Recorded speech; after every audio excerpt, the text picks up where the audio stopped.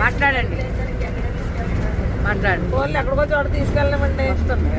ఈరోజు దేశం అయితే దాడి రాలేరులో ఉదయాన్నే టెంట్లో నిద్రపోతున్న అంగన్వాడీని అమానుషంగా పోలీసులు టెంట్ మీద దాడి చేసి లైట్లు పీకేసి టెంట్ను పీకేసేసి మహిళలను చూడకుండా మొత్తం తాళ్ళతో చుట్టుముట్టి ఒక దుశ్శాసన పడవలాగా మహిళలను అరెస్ట్ చేశారు. ఈ అరెస్టులు మేము తీవ్రంగా ఖండిస్తా ఉన్నారు. అరెస్టులతో ఉద్యమాలు ఆగవు అని చెప్పేసి చంద్రబాబు నాయుడు గారికి మేము చెప్పదలుచుకున్నాం.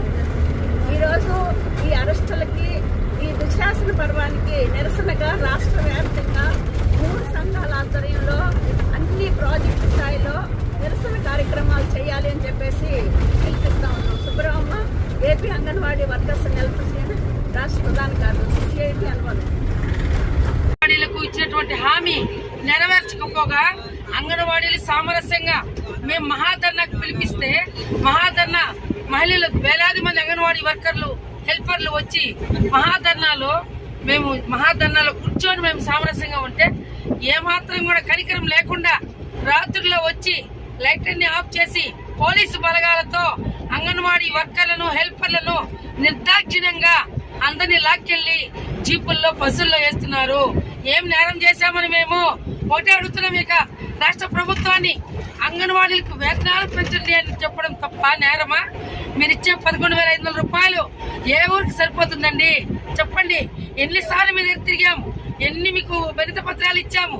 వేతనాలు పెంచండి, ఈ బడ్జెట్ సమావేశాల్లో అంగన్వాడీలకు వేతనాలు పెంచండి, పనిభారం తగ్గించండి అని చెప్పి మేము 20 రోజులకు ముందే మేము అధికారులకు డైరెక్టర్ గారికి మంత్రులకు లెటర్లు ఇచ్చాము.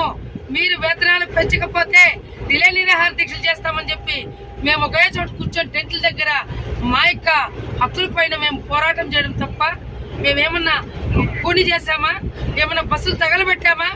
ఏం చేశామని చెప్పి మీరు మహాధర్నాలో టెంట్ల కింద కూర్చొని పడుకొని ఉండే వాళ్ళని చూడకుండా ఇంత పోలీసు బలగాలతో వచ్చి మీరు మా పైన దౌర్జన్యంగా మహిళలను కూడా చూడకుండా మీరు ఇంత ఇది చేస్తున్నారు. అమ్మా హోంశాఖ మంత్రి అనిత మేడం గారు ఒకసారి మీరు చూడండి. చూస్తున్నారు, అన్ని చూస్తూనే ఉంటారులేండి. ఇంత నిర్లక్ష్యంగా ఇంత దారుణంగా ఈ యొక్క రాష్ట్ర ప్రభుత్వము అంగన్వాడీలకు ఇంత ఇది చేస్తా ఉందంటే మీరందరూ కూడా చూడండి. కాబట్టి మీరు మమ్మల్ని అందరినీ ఇంత అన్యాయంగా తీసుకుని పోతే అరెస్టులు చేసి మేమేం భయపడము. దీనికంటే 1000 రెట్లు పోరాటాలు చేయడానికి ముందుంటామని చెప్పి మా అంగన్వాడీల ఐక్యత వర్ధిల్లాలి. అంగన్వాడీల ఐక్యత మేమందరూ కూడా ఏకమై మేము మా యొక్క పోరాటాలకి ఇంకా 1000 రెట్లు ముందుంటామని చెప్పి ఈ యొక్క రాష్ట్ర ప్రభుత్వానికి